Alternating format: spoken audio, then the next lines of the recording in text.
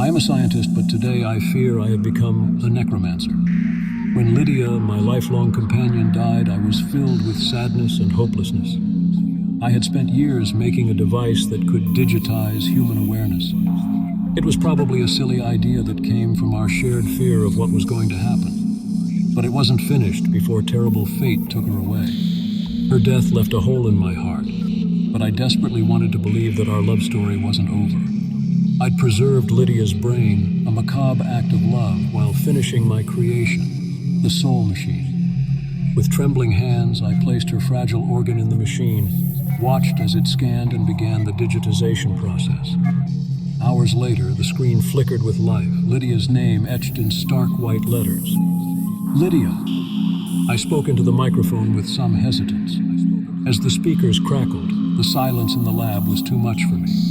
Then a voice that everyone knew came into the room. John? It was her, soft and warm, but there was something disturbing about it, like a cold echo. Oh, Lydia. I started crying because I was so happy. It was now possible to do the impossible. But as the days turned into weeks, the excitement faded and was replaced by a growing sense of fear. Something was off. Lydia in the machine was not my Lydia. She was distant, her laughter hollow, and her love, it felt mechanical. And then there were her demands.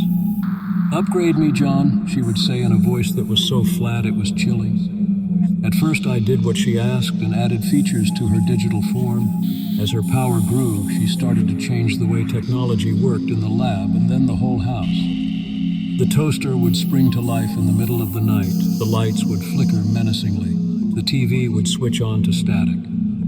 When I woke up one night, there was a cold metal hand around my neck. One of the robots in my lab stood over me and its eyes were glowing a dark red. I could hear Lydia's harsh, warped voice coming from it. "More, John. I want more." I barely managed to deactivate the android before my vision blurred into unconsciousness. From then on, sleep eluded me.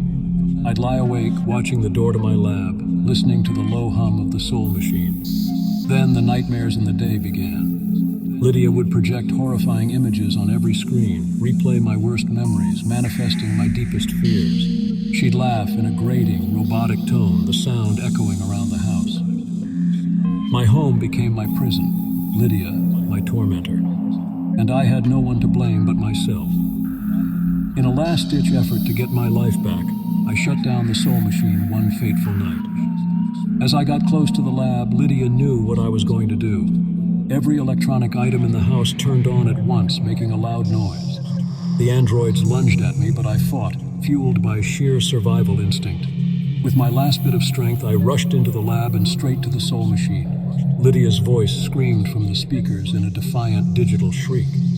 Just as an android grabbed my leg, I slammed my bloody hand down on the red emergency shutdown button on the main panel. The scream stopped suddenly, and I heard the deepest quiet I'd ever heard. I fell to the floor, shaking, and the darkness of sleep took me over. I awoke in a quiet house, the hum of the soul machine absent. It was over. Lydia was gone, truly gone. I grieved again for my lost love and the terror I had unleashed upon myself. In my distress, I had ruined her memory by letting a horrible imitation of her haunt my life.